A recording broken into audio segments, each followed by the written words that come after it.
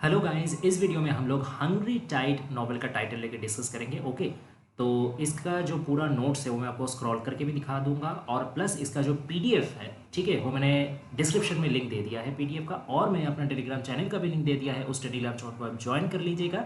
उसमें मैं सारा जितना भी ऐसा नोट्स अपलोड करता हूँ सारा का पीडीएफ में दे देता हूँ, तो वहाँ से आप बढ़िया से एक्सेस कर सकते हैं विदाउट एनी प्रॉब्लम। ओके, अच्छा एक चीज़ और मैं आपको जैसे दिखा देता हूँ थोड़ा सा, कुछ कुछ ये पूरा नोट्स में कुछ आपको ब्लू लाइंस में कुछ कुछ लिखावट दिखिएगा, जैसे ये वाला कोटेशन, ये थोड़ा सा, फिर आपका आ जाता है ये वाला थोड़ा सा, ठीक है। तो ऐसे करके फिर यहाँ थोड़ा सा है। ओके, तो ऐसे करके पूरा नोट्स में कुछ कुछ जगह ये ब्लू लाइंस है। तो ब्लू लाइंस को क्या करना है ना, ब्लू लाइंस लिखना मैंडेटरी नहीं है। ब्लू लाइंस में इंसर्ट इसीलिए किया है कि this is for those who want to get some extra marks, ठीक है। तो अगर कोई चाहते हैं कि लॉन्ग क्वेश्चन में उनको 85% 90% स्कोर करने को मिले, कुछ बहुत एनरिचिंग हो, कुछ सबसे यूनिक आंसर हो, थोड़ा सा एक्स्ट्रा कुछ रहे उनका आंसर में, ठीक है, तो इस उनके लिए मैंने ये नीला लाइन ऐड किया है, ठीक है। बाकी लोग इसको स्किप कर सकते हैं, कोई दिक्कत नहीं, क्योंकि इंक्लूड करेंगे तो बहुत बड़ा नोट हो जाएगा, उतना टाइम रहेगा नहीं एग्जामिनेशन में इतना बड़ा नोट लिखने का। लेकिन जिनको थोड़ा सा इन्फॉर्मेशन लेना है they can definitely do it. Okay, तो मैं संक्षेप में पूरा हर एक स्टैंजा में क्या लिखा है वो थोड़ा थोड़ा करके डिस्कशन करता चल जाता हूँ, ताकि एक बर्ड्स आई व्यू आपको मिल सके। ओके, तो हंग्री टाइड जो है, ठीक है, ये अमिताभ घोष का लिखा हुआ एक नॉवल है। इस नॉवल में उन्होंने क्या डिस्कस किया है, सुंदरबन को लेकर के डिस्कस किया है। सुंदरबन में एक जो सिटोलॉजिस्ट है, ठीक है, प्रिया, वो एक वहाँ का जो नेटिव आदमी है फकीर, वो और कुछ कुछ कैरेक्टर्स रहते हैं। तो इन सब कैरेक्टर्स को लेकर के और सुंदरबन का आदमियों का जो लाइफस्टाइल है, ठीक है, वहाँ का जो नेचुरल जो कैलामिटीज़ है, ठीक है, और प्लस एक जो रिलेशनशिप का भी कुछ यहाँ पे तनाव आते हैं, एक उसको भी एंगल को एक्सप्लोर किया गया है ये पूरा पोएम में। अब बात ये है कि इसका नाम ऐसा क्यों रखा गया, हंग्री टाइड ऐसा नाम इसका क्यों रखा गया, क्योंकि इसमें जो हंगर और टाइड ये दोनों कंसेप्ट है, ये कहीं एंगलों में कहीं कहीं लेवल में पूरा नॉवल में आपको थोड़ा थोड़ा करके देखने को मिलता है। इसीलिए बहुत क्राफ्ट्समैनशिप से जो नॉवेलिस्ट है उन्होंने ये हंग्री टाइड टाइटल रखा है, और बहुत बखूबी ये टाइटल रखा है। ओके, जैसे पहले आपका एक हंगर का जो लिटरल सेंस है, ठीक है, हंगर का मतलब एक्चुअल मतलब क्या होता है कि भूख। तो भूख यहाँ पे सचमुच में है। क्यों भूख यहाँ पे है, क्योंकि यहाँ का जो लैंड है ना, यहाँ का जो लैंडस्केप है, ये कृषि कार्य के लिए बहुत उपयुक्त है नहीं, ठीक है। खास करके लूसी बाड़ी, ये एक जगह का नाम है, इसमें जो मिट्टी है वो उपजाऊ मिट्टी है नहीं, तो इसमें बहुत मतलब सही ढंग का फसल उगता नहीं है। और ऊपर से क्योंकि सुंदरबन है तो फ्लड्स आते रहते हैं, तूफान आते रहते हैं, बाढ़ जवार ये सब आते रहते हैं। तो इसके चक्कर में क्या होता है कि जो लैंड है वो फर्टाइल नहीं हो पाता, ठीक है। इसीलिए ज़्यादातर यहाँ के परिवारों को एक टाइम का खाना से ही अपना दिन गुजरान करना पड़ता है। ज़्यादातर के यहाँ के जो मतलब रहने वाले हैं वो है तो बाय प्रोफेशन फार्मर्स, लेकिन बेचारे क्योंकि फसल सही से उग नहीं पाता, इसलिए उन लोग को हंटिंग करना पड़ता है, फिशिंग करना पड़ता है, ठीक है, फिर आपको शहद कलेक्ट करना पड़ता है, ये सब काम करके बेचारों को अपना ज़िंदगी गुजारना पड़ता है। और उसमें भी वो लोग का ज़िंदगी का कोई ठीक ठिकाना नहीं है। कोई दिन मान लीजिए टाइगर आकर के मार दिया, कोई दिन कोई क्रोकोडाइल आके मार दिया, कोई दिन ऐसे ही, मतलब जिंदगी का कोई यहाँ पे भरोसा नहीं है। तो यहाँ पे जैसे सब कोई भूख से लड़ है, एक तरीके से प्रकृति भी जैसे भूखा है इंसान का जिंदगी का, और इंसान भी खुद बेचारा भूखा है। तो भूख यहाँ लिटरल सेंस में प्रेजेंट है।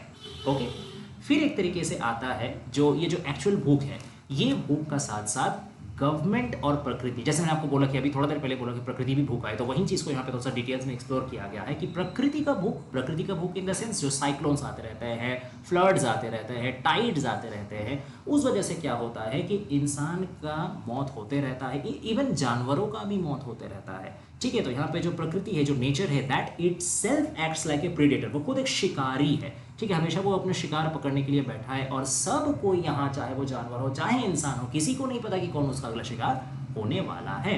ओके, तो ये तो चल गया आपका नेचर का भूख। अब आता है गवर्नमेंट का भूख। गवर्नमेंट का भूख किस चीज़ का, पैसा का, डिजायर फॉर मनी। कहाँ से गवर्नमेंट को पैसा मिलेगा, जो आपका फंडिंग एजेंसीज रहती है, जो वर्ल्ड वाइड जो फंडिंग एजेंसीज रहती है, जो किस चीज़ के लिए फंडिंग करती है, जो एंडेंजर्ड स्पीशीज़ है, एक विलुप्त प्राय प्रजाति जो है आपका Bengal tiger, royal Bengal tiger, जो खास करके सुंदरबन में पाया जाता है, तो उनका देखरेख के लिए वो जो एजेंसीज है, फंडिंग एजेंसीज है, वो पैसा देते हैं गवर्नमेंट को। तो उस पैसा का लालच में आकर के गवर्नमेंट क्या करता है, जो इनसे मतलब क्या बताऊँ मैं आपको, जो आइलैंड्स में एक्चुअली रहने वाले हैं, इनहेबिटेंट्स हैं, उन लोगों को वो वहाँ से निकाल देता है। वहाँ एक मतलब वाइल्ड लाइफ प्रोजेक्ट बनाया गया इसलिए। इसमें एक बहुत पॉलिटिकल इशू भी हुआ था, काफ़ी एक इनफेमस घटना भी है, जिसको मोरी चिछापी नाम का एक जगह है, ठीक है, ये सुंदरबन में ही।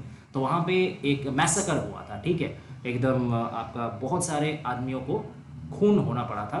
गवर्नमेंट का इस प्रोजेक्ट में वो लोग कंप्लाई नहीं कर रहे थे, वो लोग नहीं जाना चाह रहे थे, लेकिन क्योंकि गवर्नमेंट को भगाना था, उसको प्रोजेक्ट करना था, पैसा चाहिए था, तो इसीलिए उन लोगों को अपना जान देना पड़ा। उन लोगों का अपराध क्या था? कुछ नहीं, बस अपना जगह में रहने का चाहत, यही था उनका अपराध। तो यहाँ पे गवर्नमेंट का भी एक जो भूख है वो भी निकल के सामने आता है, ठीक है। अब आता है नेक्स्ट स्टैंजा में कि हंगर और टाइड, ये दोनों वर्ड जो है, अब तक तो हम इसका लिटरल मीनिंग देखे, अब इसका एक इमोशनल लेवल में भी मीनिंग देखने को मिलता है। इमोशनल लेवल में मीनिंग मतलब जो तीन यहाँ पे ट्रायंगल हम लोग को, मतलब तीन ट्रायंगल नहीं, ट्रायंगल तो एक ही है, तीन कैरेक्टर के बीच में एक ट्रायंगल देखने को मिलता है। एक है पिया, एक फोकीर और कानाई। पिया मैंने आपको पहले ही बताया कि सिटोलॉजिस्ट है, बाहर से फॉरेन से आई है। फोकीर यहीं का एक आपका नॉर्मल फिशरमैन है, और कानाई भी एक मतलब जेंटलमैन टाइप का है, लेकिन हालांकि इसको फेक जेंटलमैन कहा जा सकता है, क्योंकि उसका ऊपर से तो वो काफ़ी पॉलिश्ड सोबर दिखने वाला है, लेकिन अंदर ही अंदर उसका भी परवर्टेड डिजायर्स है फॉर पिया, ठीक है। तो उसका एक जो मैस्कुलाइन हंगर है, ठीक है, एक नारी शरीर का प्रति जो उसका एक भूख, ये यहाँ पे निकल के आ रहा है, ठीक है। तो ये एक तरीके का हंगर हो गया। और टाइड किस चीज़ का? टाइड एक इमोशनल टाइड। किसके बीच में इमोशनल टाइड? पिया और फोकीर। हालांकि दोनों का रहन सहन काफ़ी अलग है। पिया काफ़ी well settled, well educated, foreign में पढ़ी एक लड़की है, और फोकीर वो ऑलमोस्ट अनएडुकेटेड एक फिशरमैन है, लेकिन फिर भी फोकीर का सिंप्लिसिटी की वजह से, उसका आंतरिकताओं की वजह से पिया और उसमें एक इमोशनल कनेक्शन, एक इमोशनल टाइड देखने को मिलता है, ठीक है। अब जो नेक्स्ट बात है कि यही फोकीर का जो यहाँ पे आपका इमोशनल टाइड है, उसका जो अपनापन है, इसको यहाँ पे और बढ़िया से एक्सप्लेन करके बताया गया है, ठीक है। और इसका एंड में, नॉवेल का एंड में एक सीन आता है जहाँ पे तूफान में पिया को बचाने का चक्कर में फकीर उसको ऐसे प्रोटेक्ट करती है, ठीक है। मतलब जैसे होता है ना कि किसी को बचाने के चक्कर में आप उसका एकदम गार्ड कर रहे हो, तो इसका लिए उसका नज़दीक तो आना पड़ेगा, उसका करीब तो आना पड़ेगा।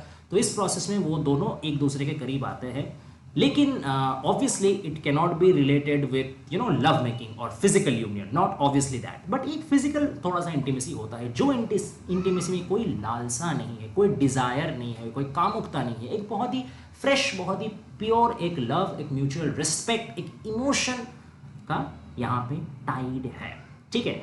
और मज़ा का बात, आयरनी यहाँ पे है कि प्रकृति का जो टाइड है, ठीक है, प्रकृति का जो हंगर है, वो टाइड क्या था? Hungry tide. प्रकृति जो टाइड है, जो ज्वार है, जिससे बचाने के लिए फोकीर ने पिया को गार्ड किया था, अंत में उसका मृत्यु भी हो जाता है, ठीक है। तो प्रकृति का भूख ने फकीर का जान तो ले लिया, प्रकृति का टाइड ने उसका जान तो ले लिया, लेकिन उसी का साथ साथ एक जो इमोशनल टाइड था, एक जो इमोशनल हंगर था, एक दूसरे के प्यार के लिए, एक दूसरे के करीब आने के लिए, not for physical intimation but for their mental satisfaction, वो एक ही साथ में उसने एक पहला और आखिरी मौका दिया। पहला मौका क्यों? क्योंकि यही वो लोग इंटीमेट आए थे और एक प्रोटेक्टिव, एक वार्म रिलेशनशिप जैसा मोमेंट बना था, बट आखिरी क्योंकि उसका बाद तो फकीर का डेथ हो ही गया। तो दैट्स व्हाट इट इज़। और आखिर में ये छोटा सा कंक्लूजन है कि इसी तरीके से मतलब हंगरी टाइप में बताया गया है कि हंगर और टाइड दोनों को रिप्रेजेंट किया गया है, और जिस तरीके से बखूबी से हर उसका लेयर को एक्सप्लोर किया गया है, तो कह सकते हैं हम लोग कि हंगरी टाइड एक बहुत ही सक्सेसफुल टाइटल है। तो ये था पूरा नोट्स, आशा करते हैं आपको पसंद आया होगा। ऐसे ही और भी इंपॉर्टेंट नोट्स हम लोग डालने वाले हैं वीडियो बहुत जल्दी ही, so stay connected and thanks for